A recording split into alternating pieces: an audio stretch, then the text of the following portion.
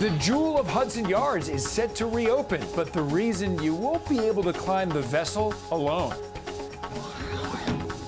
Hope you enjoyed the dry, warm weather. Big changes, what to expect by morning. We'll show you the sweetest new corner of the city. New York Live has a look at the world's first ever Sour Patch Kids store. This is News 4 Now for May 27th. I'm Adam Cooperstein, and tomorrow, one of New York's newest tourist attractions will reopen at Hudson Yards. But if you want to visit the vessel, you're required to bring a friend or a family member or just someone, because the vessel closed in January, not because of the pandemic, but because of a string of suicides. 3 people took their own lives there, and so to prevent future deaths, visitors won't be able to climb it alone. Security staff and suicide prevention signs will also be posted throughout the 150-foot tall structure. And for the first time, guests are going to be charged $10 per ticket, and it's a cost that'll cover all those safety enhancements. Governor Cuomo is giving us a look underground at the MTA's new East Side Access project. The governor took the media on a tour of the new concourse below Grand Central Terminal. And on Wednesday, we got photos of what it'll look like when that work is complete. East Side Access will provide new train service from Queens into Grand Central. And from there, accelerated LIRR service will run into the East Side and then to the West Side. Commute times are expected to be cut by up to 40 minutes. The woman who made international headlines last year for calling police on a black birdwatcher in Central Park is now suing her former employer for discrimination. Amy Cooper says Franklin Templeton fired her after that incident because of her gender and race. She also says the company failed to investigate the accusations against her before letting her go. A Franklin Templeton spokesperson calls Cooper's claims baseless. Police in Las Vegas are now checking for surveillance video after a New York City EMT says he became the victim of anti-Jewish violence while on vacation. Paul Leibowitz of Staten Island says that he and his family stopped for coffee on the Vegas Strip by the MGM Grand on Monday. And that is when he encountered a man who said that he was from Palestine. He says the two were having a, quote, amicable, disagreeing conversation when it suddenly turned heated. Leibowitz claims that man said, quote, your people are not going to exist anymore, and then got physical. He calls, screams out, baby killers, and then pushes his hand into my face, pushing me backwards. I fell flat on my head, the back part of my head. What a smack on the floor. Leibowitz suffered a concussion. He says he tried screaming for others to call 911 while his family flagged down an officer. So far, no one's been arrested. And now Long Island, a funeral home and an apartment that sits above it are destroyed because of a fire, but the family who lived in that apartment was lucky to escape, all thanks to their dogs. It's an update to a story we told you about yesterday. Flames tore through Giove Funeral Home in Selden at around 11 p.m. Tuesday night. The family that lives above the funeral home was alerted to the fire after hearing the sound of their barking dogs. They then quickly moved, grabbed the dogs, and got out. The little guy's a Shih Tzu, and the second one's a rescue. We rescued her, she rescued us. The fire had started about an hour after a wake ended, and it threatened an occupied casket that was still inside the building. Marty Vernisi there pulled the casket from the flames, saving another family from even more grief. Oh, nice day today after some rough weather yesterday, but Maria, this isn't going to last for Memorial Day, is it? Spectacular afternoon, and we're going to continue at least for the evening before we start to look at some of the bigger changes coming tomorrow. But yes, enjoy this evening.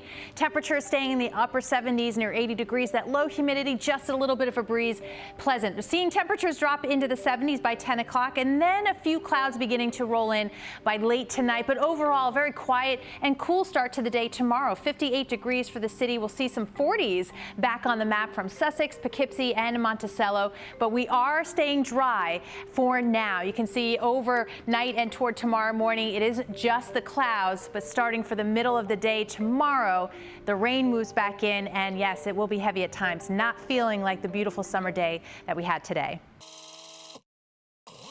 I'm sure a lot of New Yorkers can relate to them. A little sour on the outside, but sweet on the inside. I'm talking about Sour Patch Kids, one of my favorite candies. And New York Live goes inside the world's very first store dedicated to the popular candy.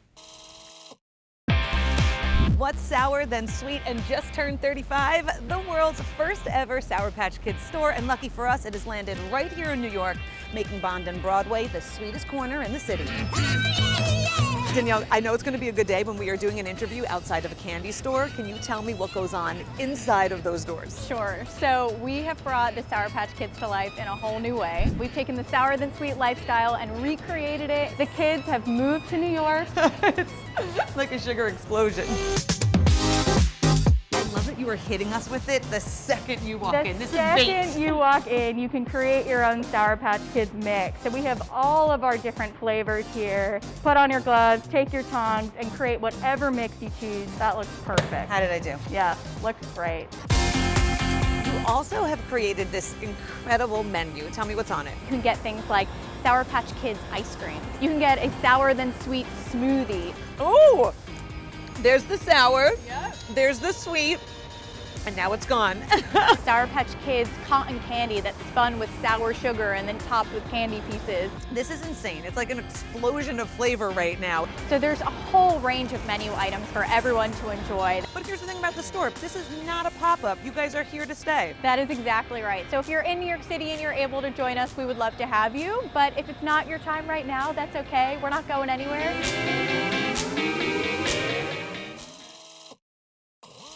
A New Jersey musician is in an unwinnable fight against an unrelenting disease. ALS has already stolen his ability to play the piano, but the well-known crooner can still sing. And News 4's Ida Siegel saw him take the stage before he belts the national anthem at Yankee Stadium next week. Wake up in the morning, love. He has one of the smoothest voices in New Jersey. Lovely day. Jerry Tolvey has performed with the greats, Whitney Houston, Stevie Wonder, and Bruce Springsteen, to name a few. And at Borelli's restaurant in Secaucus tonight, he can still belt it out. I got sunshine. You'd never know how much he struggled to walk up to the microphone. Jerry has ALS. I might look like I'm okay sitting here, and if you see me sing, you'd never even know anything's wrong with me. But I'm wasting away, you might say. But not many would say that because Jerry's been busy, and next week may be the most important performance of his career, to sing the national anthem at Yankee Stadium for Lou Gehrig's Day. I'm humbled. I'm honored and humbled. Lou Gehrig, of course, is the famous Yankee hitter who was diagnosed with ALS at the top of his game. Like Lou Gehrig, Jerry has taken his diagnosis as a cue to do more, perform more, travel more, until he can't. Oh, say, can you see? It's going to be me up there on the scoreboard. Jerry's goal is to raise awareness. The Ice Bucket Challenge famously brought attention to ALS years ago, but Jerry says there's more work to be done, including pushing the FDA to approve experimental drugs. Not to be dramatic, but I might not be here in 2 years. I don't have 5 or 10 years to wait for the quote-unquote procedure to go through all medical fields. For now, it's one day at a time, and it's not always easy. Jerry can't play the piano anymore, he can't hold a microphone very long, and he has to wear a belt around his diaphragm while he sings. But his lungs still work well enough to let him sing, and that is the gift that pushes him forward. I'm just happy to even be singing here if there's 2 people in the audience. And if I move them, I'm having a good night. A lovely day. In Secaucus, Ida Siegel, News 4, New York. Thank you so much for joining us. We'll see you right back here tomorrow.